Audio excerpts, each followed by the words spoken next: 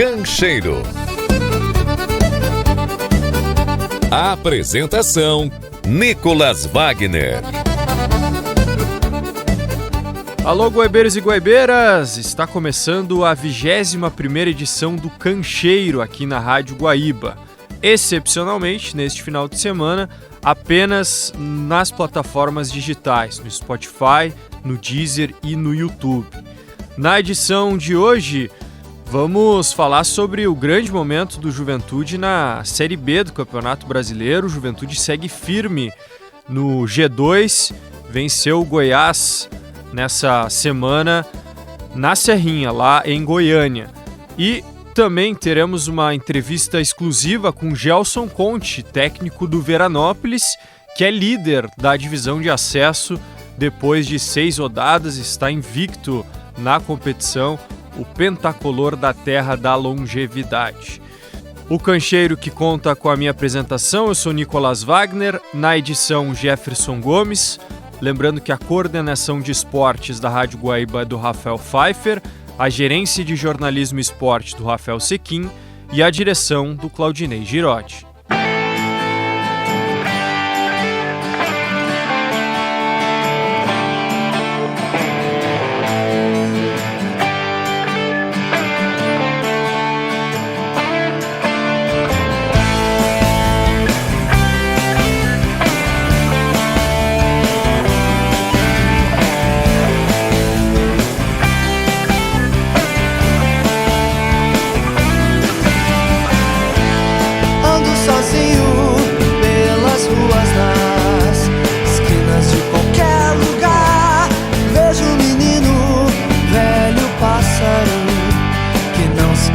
De voar, ares de uma mulher, corpo que seduz, me leva um pouco para lá, paro e vejo uma luz, pode ser o sol.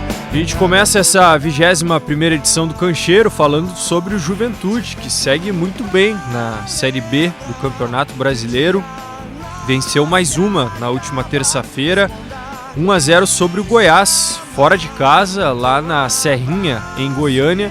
Gol do Juventude que foi marcado pelo Fábio Lima aos 42 minutos do segundo tempo. E a gente pode ouvir esse gol do Fábio Lima, o gol da vitória jaconeira, com a narração do Felipe de Souza, do Papo Jaconeiro. Beijo, dominou Gabriel Pires, bom passe para Lucas Alves, Allan Kardec na grande área, é agora!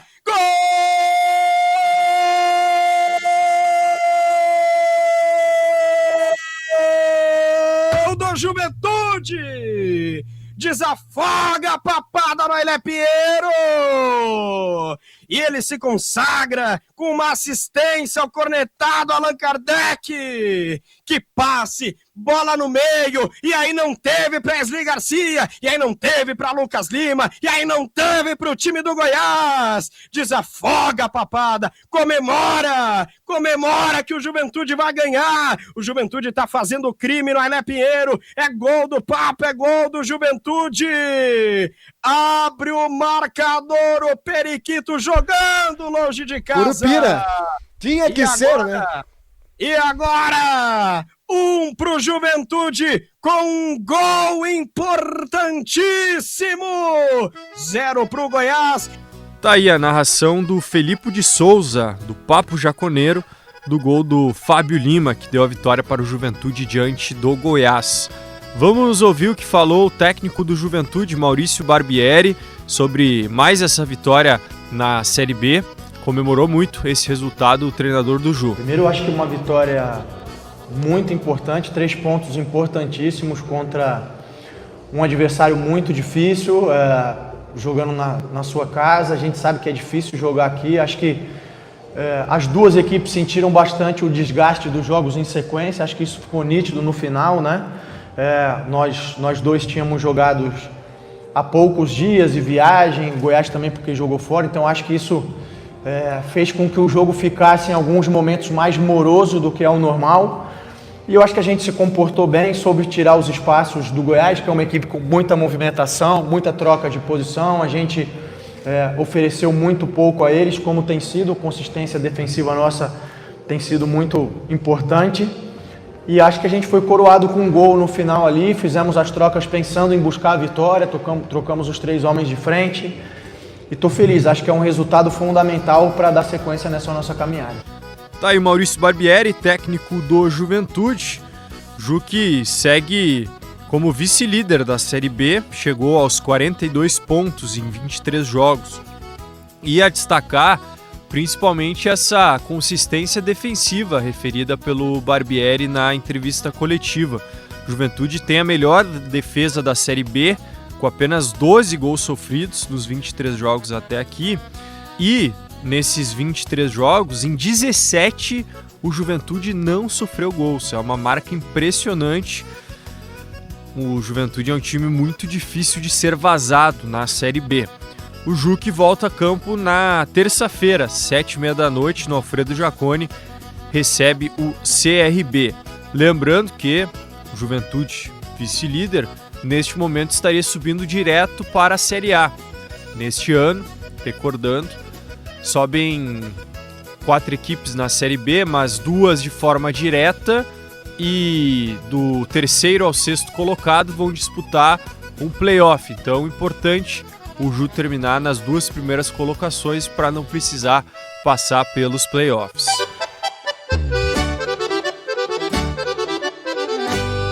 Na Série C, que está chegando na sua reta final, faltando 2 rodadas para o término da fase classificatória, o Caxias trocou de treinador. Depois da derrota em casa por 2-1 para o Figueirense no último final de semana, Marcelo Cabo foi demitido e William De Matia foi contratado. Em entrevista exclusiva aqui à Rádio Guaíba, o executivo de futebol Grená, Farney Coelho, explicou essa decisão de trocar o comando técnico, faltando tão pouco aí para o final da fase classificatória. Foi uma decisão muito difícil, tá? Na verdade, foi uma decisão até que veio da diretoria, eu acatei, né? Uma decisão do presidente Roberto, junto com a sua diretoria. Avaliamos muito os pós e contras, o Cabo um baita cara, uma gestão de grupo excepcional, os jogadores na mão, um cara do bem, muito do bem, o Gabriel, o filho dele, o auxiliar dele, muito do bem também, um cara espetacular, profissional, bom trabalho, nos deixa um legado também de dia a dia, de rotina, de trabalho bacana aqui dentro do Caxias.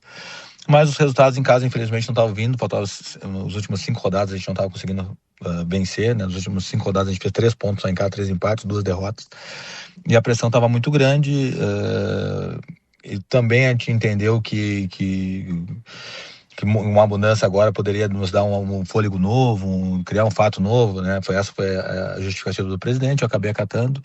Trouxe um velho conhecido, o William De Matia já trabalhou comigo 3 anos no Mato Grosso, né? No Nova Mutum, a gente foi campeão junto no Mato Grosso. Então é um cara que acompanha o meu trabalho, acompanha muito os elencos que eu monto, porque a gente troca muita ideia de jogadores. Estava na Série C, estava no Volta Redonda, conhece a competição, né? 7 anos de carreira, 4 títulos estaduais, né? Esse ano foi campeão no Sergipe.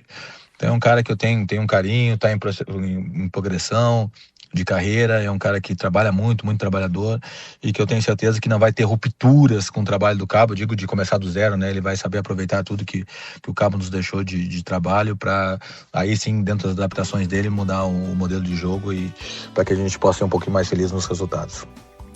Tá aí o Farney Coelho, executivo de futebol do Caxias, explicando com exclusividade para a gente aqui na Rádio Guaíba essa mudança no comando técnico. O William De Matia, que estreia no comando do Caxias neste sábado, 7h30 da noite, na partida contra o Santa Cruz, lá na Arena de Pernambuco, em Recife. O Santa Cruz, que é um adversário direto do Caxias na briga pela classificação. Também por essa penúltima rodada da fase classificatória, o Ipiranga, que empatou em 2-2 com o Guarani na última segunda-feira em Campinas, foi buscar o empate lá no Brinco de Ouro da Princesa. O Ipiranga, nessa penúltima rodada, recebe a Ferroviária neste domingo, 6h30 da tarde, lá em Erechim. O Ipiranga, que neste momento está dentro da zona de classificação para os quadrangulares decisivos. O Ipiranga é o 8º colocado com 25 pontos. Já o Caxias, depois da derrota para o Figueirense, saiu do G8, é o 10º colocado atualmente com 24 pontos. Na Série D, o São José acabou perdendo para o Gama por 4-0, foi goleado lá em Brasília no jogo de volta das quartas de final. Mas tem mais uma chance para conquistar o acesso. Nesse ano sobem 6 da Série D para a Série C. Então as equipes eliminadas das quartas de final, entre elas o São José, vão disputar um playoff. O adversário do Zeca será o Goiatuba, que curiosamente eliminou o São José da Série D do ano passado, na segunda fase. Então, possibilidade de revanche aí para o São José. O jogo de ida acontece na próxima quarta-feira, 7 horas da noite, no Paço da Areia, aqui em Porto Alegre. E o jogo da volta será na outra quarta-feira, dia 2 de setembro, 7 horas da noite também, no Divinão, em Goiatuba, interior de Goiás. E na divisão de acesso, a nossa segunda divisão do Campeonato Gaúcho, tivemos mais uma rodada, a sexta rodada, no meio de semana. Divisão de acesso que é assim durante toda a fase classificatória, jogos finais de semana e meio de semana, domingo e quarta. Na última quarta-feira, à tarde, o Veranópolis, que é o líder da competição, venceu a terceira consecutiva, 2-1 sobre a Apafute, em Caxias do Sul, no campo do SESI. O Matheus Guimarães, artilheiro da divisão de acesso com 4 gols, abriu o placar para o Veranópolis. O Pará empatou em cobrança de pênalti para a Apafute, mas no segundo tempo Marcelo Vilela garantiu a vitória do pentacolor da Terra da Longevidade por 2-1. Na quarta-feira à noite, o Aimoré, no último lance da partida, de forma emocionante, venceu o Gaúcho de Passo Fundo por 1-0 com gol do Rodrigo Milanês, aos 50 do segundo tempo. O Esportivo venceu o Brasil de Pelotas de virada por 2-1 na Montanha dos Vinhedos em Bento Gonçalves. Gabriel Morbeck abriu o placar para o Chavante, mas Gabriel Ribas e Matheus Rodrigues viraram para o Tivo. O Passo Fundo, completando os jogos de quarta-feira, venceu mais uma 2-0 sobre o Santa Cruz. Gols do Patricão e do Léo Ferraz no Vermelhão da Serra. Tivemos 2 partidas adiadas que aconteceriam na quarta-feira. Foram adiadas por conta do clima, das chuvas na zona sul do estado. Bagé e Guarani de Venâncio Aires e Pelotas e Glória. Lembrando que um jogo da quinta rodada também foi adiado. Seria no último final de semana o duelo dos Brasis, né? O Brasil de Pelotas e o Brasil de Farroupilha. O jogo também foi adiado, seria lá no Bento Freitas, em Pelotas. E no complemento dessa sexta rodada, na quinta-feira, mais 2 partidas. O Gramadense empatou com o Lajadense em casa, lá na Vila Olímpica em Gramado, 1-1. Mateuzinho abriu o placar para o Gramadense no primeiro tempo. E o João Baesso empatou para o Lajadense na segunda etapa, esse que foi o primeiro ponto do Lajadense na competição. E na quinta-feira à noite também empataram em 1-1 Brasil de Farroupilha e União Frederiquense, nas Castanheiras em Farroupilha.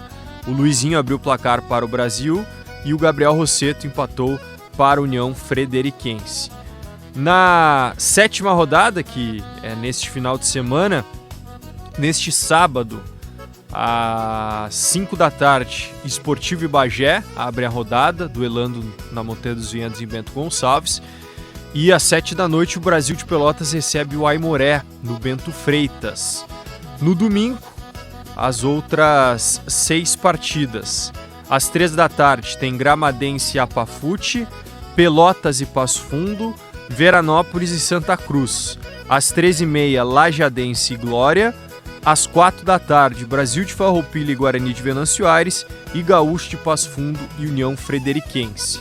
A classificação da divisão de acesso após 6 rodadas tem o Veranópolis na liderança com 14 pontos, mesma pontuação do Passo Fundo. O saldo das 2 equipes que estão invictas com 4 vitórias e 2 empates também é igual, mas o Veranópolis tem 1 gol a mais. O Veranópolis fez 8 gols, sofreu 1, enquanto o Passo Fundo, que fez 7, ainda não levou gols. É a única equipe que não foi vazada na competição. Passo Fundo treinado pelo Márcio Nunes. Na terceira colocação, Esportivo tem 12 pontos. Em quarto, o Aimoré tem 11. Em quinto vem o Santa Cruz com 9. Em sexto, a Pafute com 8, mesma pontuação do União Frederiquense, que é o sétimo. E fechando o G8, o Gaúcho de Passo Fundo é o oitavo colocado com 7 pontos. Pelotas também tem 7, mas com 5 jogos, um jogo a menos. O Pelotas é o 9º colocado.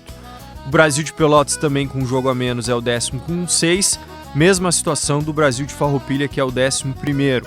Gramadense 12º com 5, o Guarani de Venâncio Aires é o 13º também com 5, mas um jogo a menos. O Bagé é o 14º com 4 pontos e também 5 partidas. O Glória é o 15º na zona de rebaixamento com 2 pontos em 5 jogos, um jogo a menos também o Glória.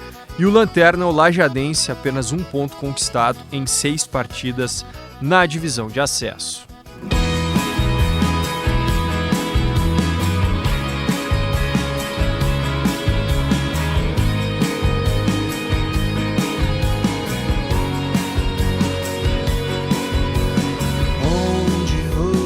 Vai com tanta pressa quando lhe fosse a escolher, guarde seu lamento, saia dessa, me tira do lugar e põe-me ali, que é pra eu ver você chegar do elevador.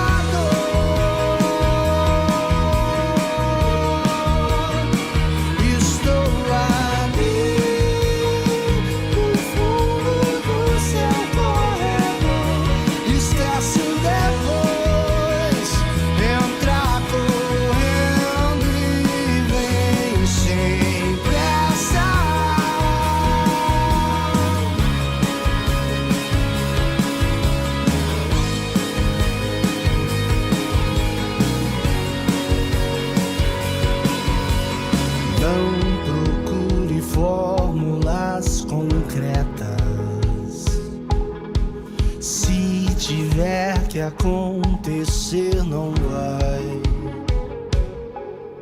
ser você a decidir qual peça tira do lugar e põe-me ali, que é pra eu ver você chegar do elevador.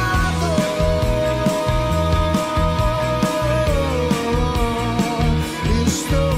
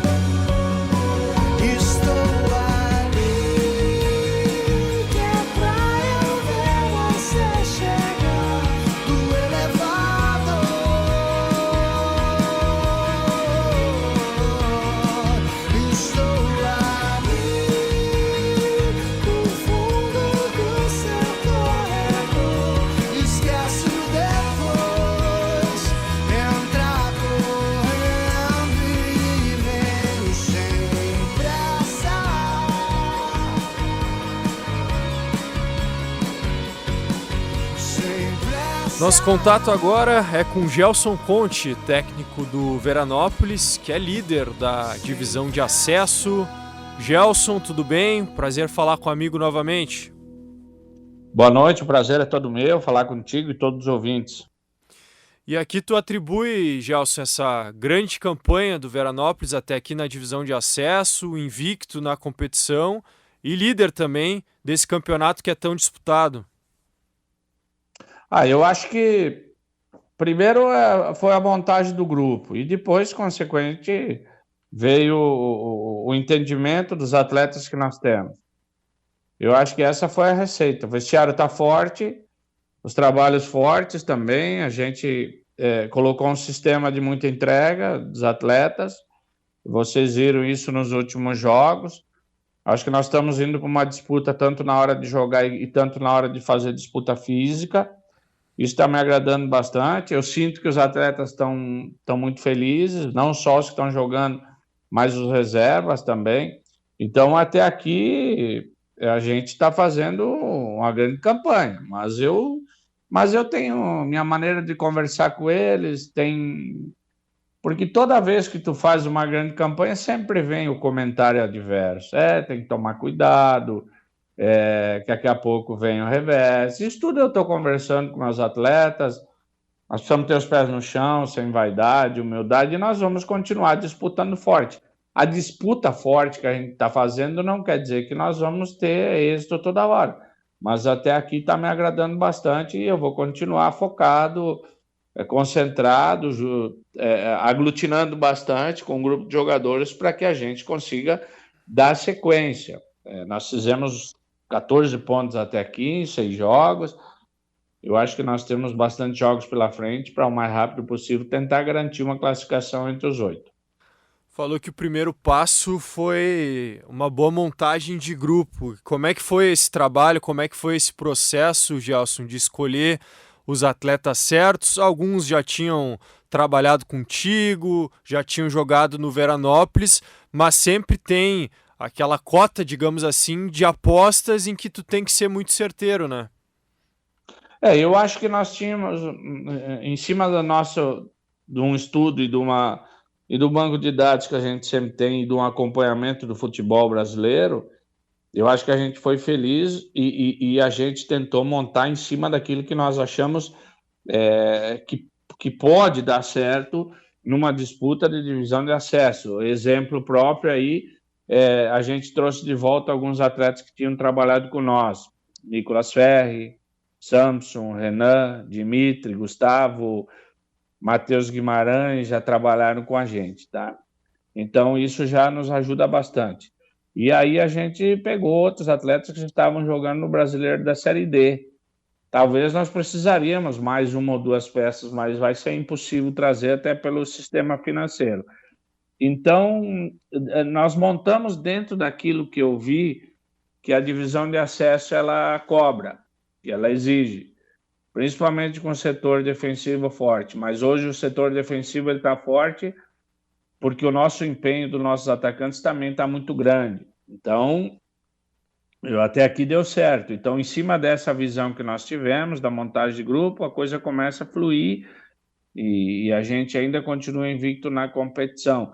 Mas, de modo geral, eu acho que a gente tem que frisar que nós conseguimos montar um grupo que vai fazer uma grande competição e vai nos trazer resultado, atletas com características de que a competição está pedindo. Então, isso talvez também está ajudando bastante. E, além disso, o vestiário está focado, está sem vaidade, eu cobro muito deles, eles estão entendendo. Espero que continue entendendo, porque senão daqui a pouco eu tenho que tomar uma atitude diferente. E até aqui está me agradando bastante. O Veranópolis tem o artilheiro da competição até aqui, o centroavante Matheus Guimarães, que tu citou agora há pouco, Gelson, já tinha trabalhado contigo. E qual o segredo dessa evolução do Matheus Guimarães? Porque ele não tinha gol na temporada ainda, até a divisão de acesso, e marcou 2 no jogo contra o Aimoré, marcou nas 2 vitórias seguintes também, vem com essa sequência muito positiva e a gente sabe o quanto é difícil hoje em dia, ainda mais nesse nível de divisão de acesso, encontrar centroavantes que façam gols, que façam a diferença, né, Gelson? Primeiro, eu acho que ele fez uma boa pré-temporada e ficou bem fisicamente. E outro detalhe é a gente está repetindo alguns trabalhos de lado, trabalhos táticos, algumas coisas na parte técnica. Eu fui centroavante, eu estou mostrando algumas coisas para ele, mas isso não quer dizer que é a receita, que é a movimentação dentro da área. Mas eu acho que não tem muito segredo se o atleta se ele tem o dom, se ele tem as condições e ele está bem fisicamente, ele vai entender. Porque isso aconteceu com o Romário no passado, que estava aqui com nós e que foi um dos artilheiros do Juventus de São Paulo, que subiu para a Série A1 de São Paulo agora. Então, eu acho que dentro da nossa cartilha a gente começou a repetir muito trabalho e a gente tem essa preocupação. Por que nós estamos com a defesa forte e o ataque não vinha fazendo gol? Então, se repetiu bastante. Eu acho que nós temos extremas de lado, o Thiago Magno, o Thiaguinho, que veio do Anapolina, e o Ítalo. Eu acho que estão fazendo um grande trabalho também. Então, o próprio Mineiro está conseguindo fazer com que o Matheus consiga jogar. Isso é gratificante e a gente sabe que o centroavante, atacante hoje faz 4, 5 gols, ele vai subir no conceito do futebol em si, em termos de negociações, esse tipo de situação. Então, ele está com a cabeça boa. Ele tá muito desgastado. Ele fez um gol ontem, nós tínhamos feito o exame de CK, não era para ter começado o jogo, nós tiramos ele no intervalo e nós esperamos que ele continue nessa batida, até porque não dá para nós tirar ele do jogo também para perder muito ritmo, porque quando o centroavante está fazendo gol, ele tem que continuar, ele tem que jogar, ele tem que insistir.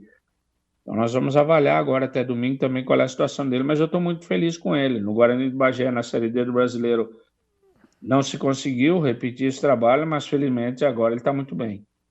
Tu falou do Rafael Mineiro, que é o responsável por abastecer ali o Matheus Guimarães, e esse também é um tipo de jogador cada vez mais difícil de encontrar, né, Gelson? Esse camisa 10 com as características que tem o Rafael Mineiro e que já tinha ido muito bem em outras temporadas com a camisa do Veranópolis.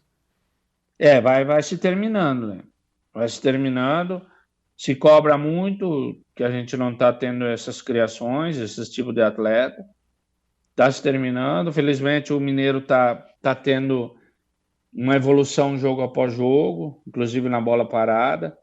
Ontem nós tivemos a grata surpresa do Marcelo, que é o meia que veio do Anapolina, que chegou com uns números muito ruins aqui, trabalhou muito separado.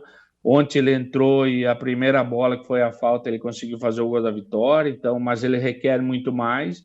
Precisamos trabalhar muito separado ainda, tem qualidade técnica, tem as características de um meia mesmo, então vai se terminando. Então, os clubes que têm esse jogador e que consiga te dar retorno, eu acho que vão ter um acréscimo muito bom.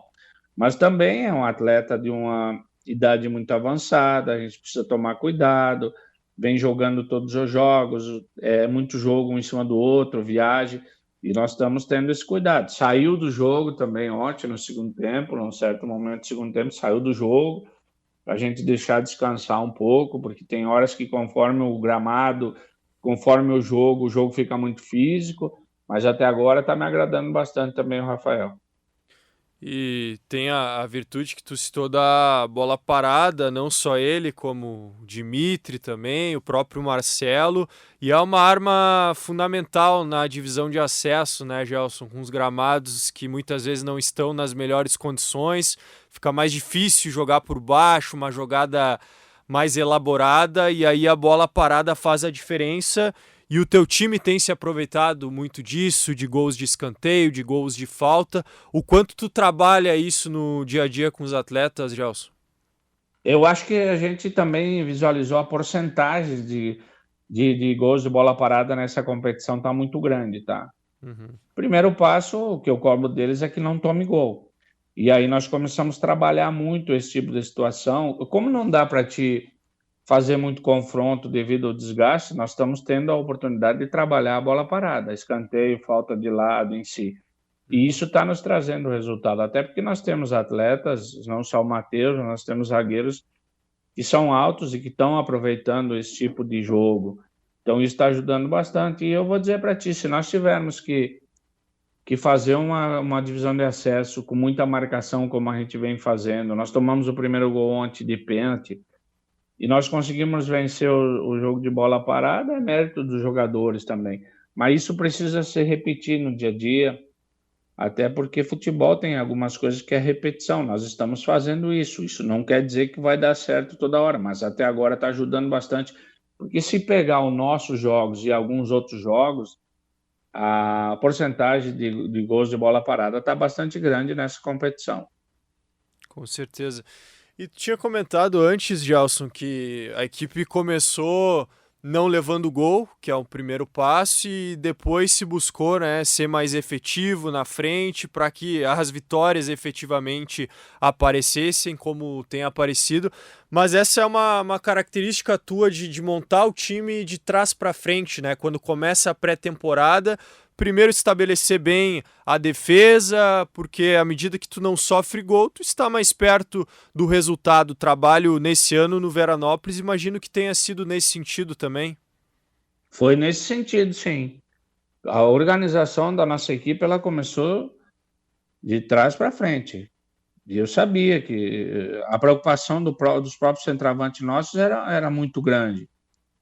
Mas nós começamos a trabalhar dessa forma. E digamos que nós fomos para um jogo contra o Gramadense na estreia sem ritmo. Em cima do que eu visualizei na falta de ritmo, no posicionamento dos nossos atletas, eu senti que seria um setor defensivo muito forte e que depois a gente poderia repetir trabalhos e conseguir chegar ao gol do adversário. E esse tipo de jogo ele está acontecendo. E eu vou continuar fazendo esse tipo de situação, porque pode ser que lá na frente a gente tenha um ganho muito grande. Então, eu troco ideia, às vezes, com outros profissionais também. Então, até agora, o sistema está me agradando. Eu não gosto de inventar, de sair de 4-4-2 para 3-5-2, porque se tu não está treinado é muito ruim. Claro que daqui a pouco tu vai sair atrás de um adversário, tu vai ter que mudar algum sistema, mas daí a gente está pronto para isso. Mas, de momento, está dando certo. Eu acho que nossos volantes estão entendendo bastante o que a gente quer também. Os homens de lado estão correndo muito e nós temos uma condição de, daqui a pouco, quando cansar 2 extremos, a gente trocar. Então, a gente tem esse pensamento e vai continuar dessa forma. Está bem postado, a linha de trás, a linha do meio. Vamos continuar assim, mas só que nós precisamos ter a entrega que os atletas estão tendo, porque senão não tem sistema nenhum que dá certo se os atletas não tiverem o interesse ou não tiver bem fisicamente.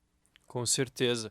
E qual a tua avaliação de modo geral até aqui da divisão de acesso, Gelson? Porque muito se comentou sobre o novo momento que ela acontece, a nova época do ano, no segundo semestre. Tem um ponto positivo que eu julgo que é esse vácuo de mercado que pegou com o final de Série D, muitos jogadores de qualidade vindo jogar a nossa divisão de acesso, mas ao mesmo tempo aquela justificativa da época do ano de escapar do inverno mais rigoroso, ela não se mostra na prática porque estamos enfrentando também agora um período de frio, de chuva. Isso compromete muitos gramados, além dessa questão dos jogos a cada 3 dias, que é muito complicado, né? E a gente está vendo já um grande número de lesões musculares. Eu acho que compromete a competição, compromete os clubes, em termos de tu trazer jogador de qualidade, que ele vai chegar à exaustão, ele vai machucar.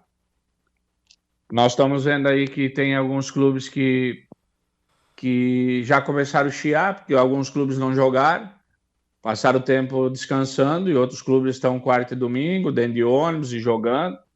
Então, isso está passando pelo sistema climático. Claro que numa avaliação geral nós precisamos ser o mais correto possível com todos os clubes. Brasil já tem jogo atrasado, Pelotas e Glória estavam sem técnico e agora, por causa da chuva de Pelotas, não teve jogo. Bagé não teve jogo contra o Guarani de Venâncio por causa da chuva, mas eu acredito que tem que se avaliar bem, porque Veranópolis e Aimoré mesmo, eu tendo ganho, foi com lama. Pelotas e Veranópolis aqui foi com um campo molhado, pesado.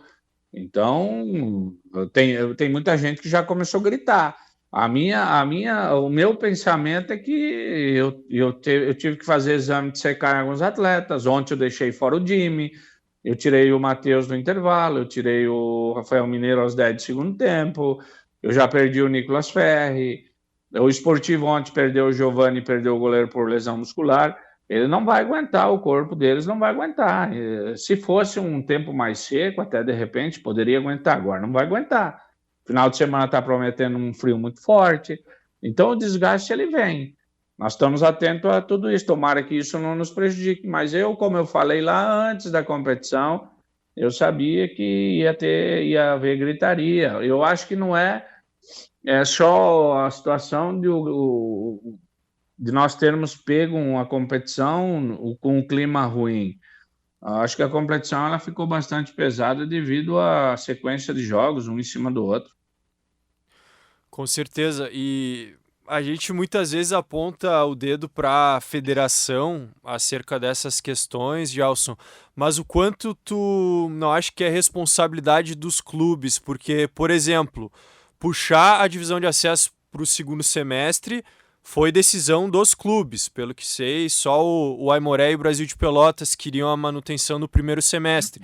E essa distribuição dos jogos com a primeira fase inteira sendo domingo e quarta, jogos a cada 3 dias, 15 jogos em 50 dias, até onde sei, isso partiu dos clubes também. Com certeza, com certeza. E aí a federação acatou. Por que partiu dos clubes? Nós vamos pagar uma folha a menos de pagamento, nós vamos ter uma folha a menos, mas na situação geral, ele é um cálculo meio com pouca inteligência. É o que eu falo às vezes, mas para mim falar é fácil, mas quem vai buscar o dinheiro é difícil. Um exemplo próprio, vamos gastar 100 mil por mês, tá? Se tu gastar 100 mil ou 120, quase o valor fica igual, porque se tu não alcançar o objetivo, o prejuízo vai ser igual, mesmo tu gastando só 100.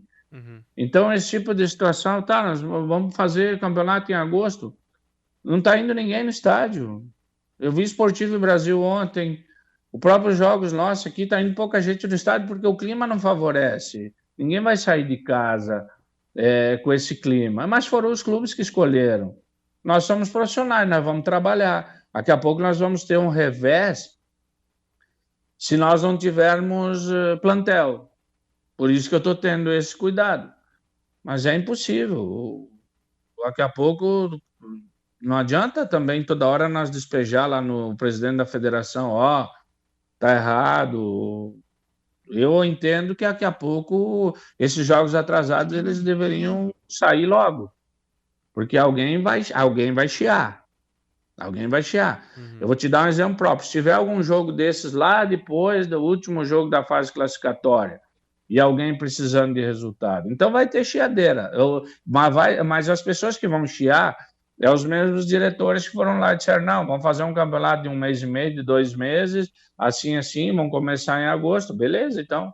É o que está acontecendo agora. Que ninguém sabe o frio que a gente passou aqui em Veranópolis na pré-temporada, em julho. Ninguém sabe disso. Então, muitos clubes passaram por isso. Então, precisa se avaliar bem. Isso é para o crescimento do futebol gaúcho, do futebol brasileiro.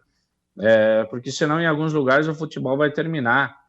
A gente sabe que algumas decisões erradas... É a mesma coisa quando nós tomamos decisões erradas na escalação, nós pagamos o preço. Decisões erradas de diretores vai fazer com que alguns clubes depois eles vão avaliar isso quando ficarem fora da competição. Tomara que não seja o VEC. Pois é, e tu falou sobre ter enfrentado um frio tremendo na pré-temporada.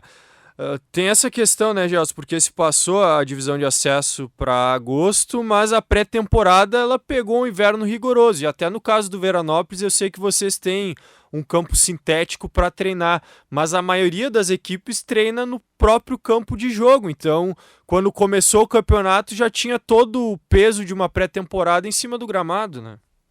E alguns estavam na copinha, né? Tem mais isso, né? Então não adianta dizer que os gramados estão excelentes. Não adianta. É uma situação que está ruim. Vou te dar um exemplo próprio. Eu acredito que o Pelotas, que não jogou no meio da semana, não tenha conseguido treinar. Uhum. Devido às chuvas. O Bagé é a mesma coisa. E agora, quando for ter um enfrentamento, isso é prejudicial para o próprio clube, para o próprio time da casa. O nosso aqui, ele tá bom, foi ajeitado novamente, depois de ter pisoteado 2 jogos. Mas ele tá um gramado pesado, entendeu? Então, eu aqui tenho a grama sintética.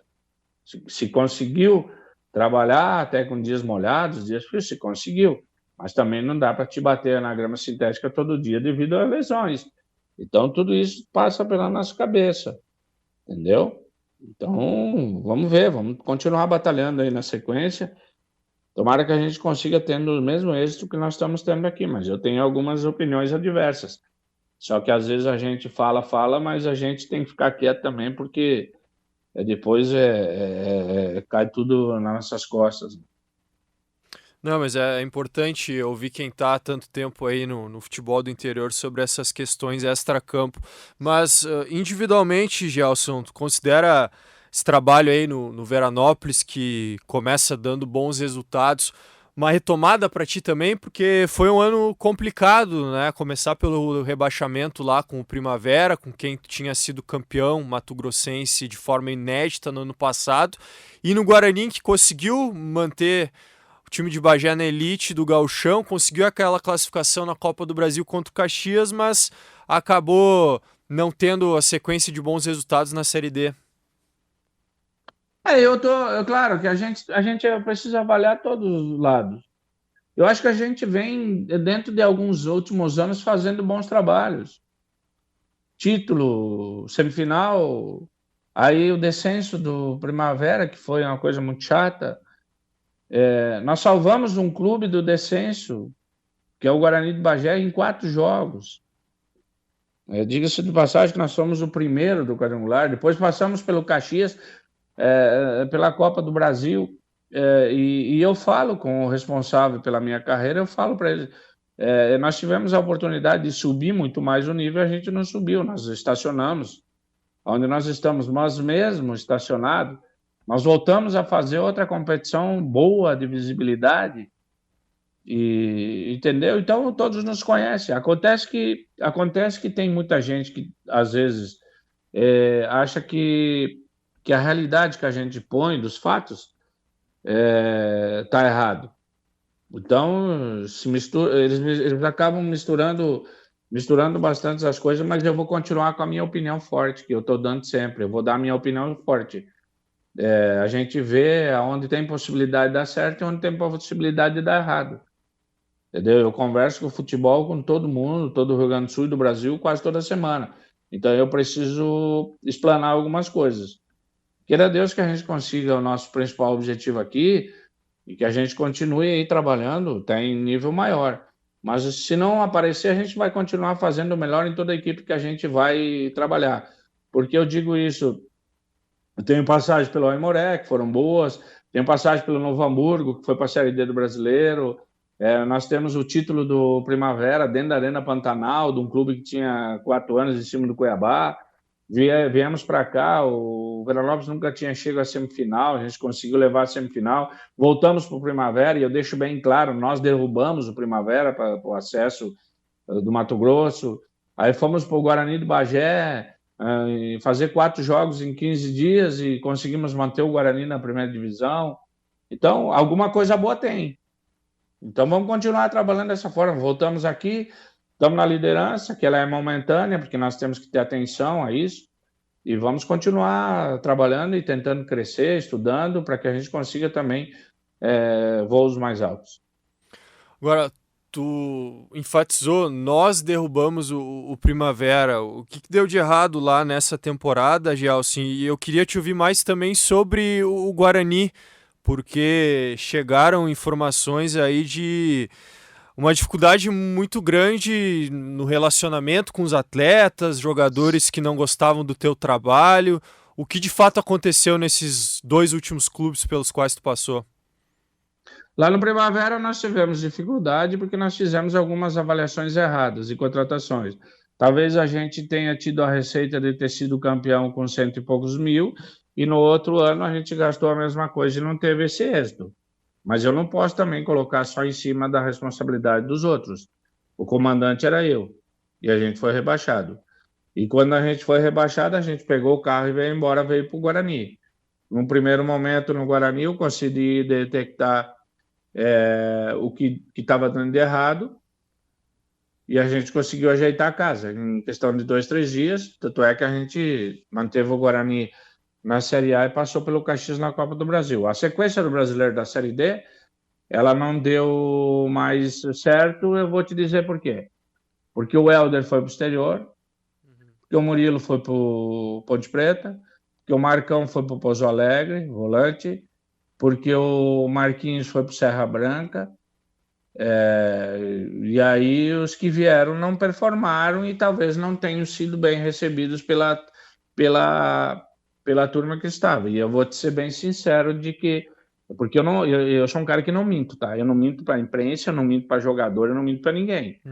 Quando nós perdemos para a Ponte Preta, a gente deu alguns dias de folga. Na volta, eu deixei bem claro para o grupo de que nós íamos fazer um trabalho muito forte durante uma semana de recuperação física, porque nós tínhamos um campeonato muito forte pela frente. Ali foi um mal entendido dos atletas e nós não conseguimos ir à frente. E automaticamente a gente sucumbiu com os resultados e eu acabei saindo porque a direção achou melhor trocar. Perfeito. Importante esse Eu nunca tive, esclarecimento. fica bem claro, eu nunca tive problema de relacionamento com atleta. Talvez alguns atletas tiveram problema de relacionamento comigo, até porque eu não gosto de mentir para atleta profissional, tá? O dia que eu menti para atleta profissional, eu estou errado, e aí eu sei que o atleta pode se enganar também. Foi algumas coisas desse sentido também que aconteceu. Eu não minto para jogador de futebol, até porque eu vou dizer uma coisa para vocês que ela é muito clara. Eu tenho um atleta que entrou na família, eu tenho um genro, eu converso com ele e eu deixo as coisas claras também. Hoje o futebol está muito naquela situação, está caindo. Todo empresário quer empregar o jogador dele, que eu não acho uma coisa errada. Só que empresário nenhum faz exame, empresário nenhum tira medidas de atletas. E atleta mal nos números corporais não vai atingir o objetivo, e é o que acontece. Então, cai muito jogador na mão do preparador físico, cai muito atleta na mão de treinador, que não estão performando porque o empresário tem o interesse de botar, e depois que bota o jogador, eles não dão mais atenção e o jogador chega muito mal e às vezes não dá tempo de recuperar, de colocar o jogador em forma. Essa é a realidade do futebol que nós estamos vivendo. Tem exemplo próprio dentro do Esporte Clube Internacional. Sim. E sempre foi muito elogiado, exaltado, Gelson, pela gestão do grupo, né? Qual o segredo para convencer o atleta a fazer aquilo que tu quer? 80% do futebol hoje, ele é vestiário, tá? Vestiário saudável, vestiário leal. Tu tem que falar o que os jogadores querem ouvir. Eles precisam comprar a tua ideia, tá? Não dá para te voltar, tu falar uma coisa hoje e tu voltar amanhã com o mesmo assunto, que tu vai saturar. Eu tenho por característica ler muito, para que eu consiga fazer resumo e achar palavras, para daqui a pouco, em 5 minutos, deixar eles bater em cima, no vibratório. Isso eu acho que nós estamos conseguindo bem. O mais importante é a relação com os atletas, o respeito, e é o que nós temos aqui no Veranópolis, é o que nós tivemos em muitos clubes. E o mais importante é quando tu aplica o trabalho, é tu mostrar para eles o porquê tu está aplicando o trabalho e por que às vezes eles têm que repetir o trabalho. E o mais importante também é nós colocar na cabeça dos atletas de que eles precisam performar em cima dos números da preparação física. Um atleta com 13, 14% de percentual de gordura, 45, 46 de massa muscular, ele não vai ter rendimento bom. Ele só vai passar pelos clubes, ele não vai performar, não vai ter resultado e vai deixar o clube empenhado. Então, isso é um dado, é um número que a gente trabalha em conjunto com a preparação física e com a fisiologia, e a gente fala isso para o jogador. Quando ele chega no clube, alguns casos próprios, a gente diz, infelizmente, tu vai demorar e tu depende muito de ti, tu vai ter que buscar. E a gente é claro com os atletas, tu precisa ser leal, tá? Se tu tiver lealdade, não é todo lugar que tu vai ter lealdade, tá? Então, como eu não minto para jogador, eu não exponho o atleta, isso é o que eu menos faço, é expor o atleta. Eu não gosto de mentir para o jogador. Eu já teve alguns empresários me ligando, por que o meu jogador saiu do time? Saiu do time por A, B, C de motivos. Entendeu? Mas tu não pode expor o atleta. Mas tu falar para o atleta o porquê do que está acontecendo do momento, tu é obrigado a falar. Isso é a mesma coisa ontem que nós saímos do jogo.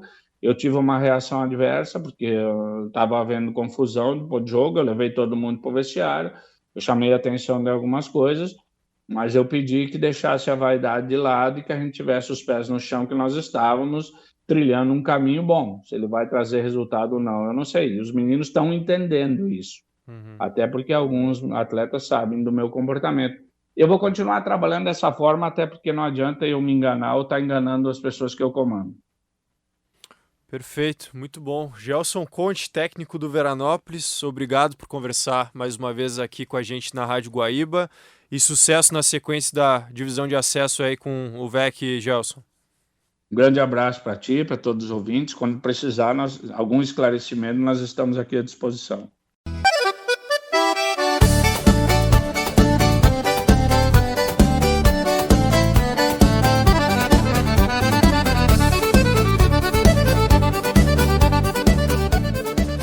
Muito bem, e assim encerramos mais uma edição, a 21ª edição do Cancheiro. Lembrando que o programa fica à disposição para ouvir a qualquer momento no Spotify, no Deezer e no YouTube.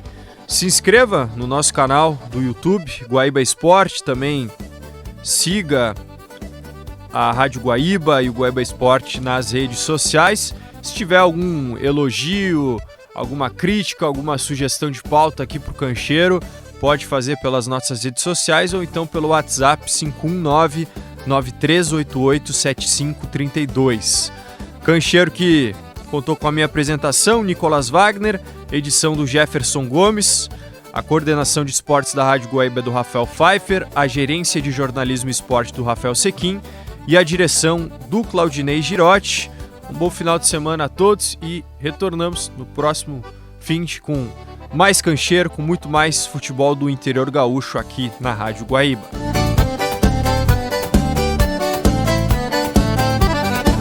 Você ouviu Cancheiro.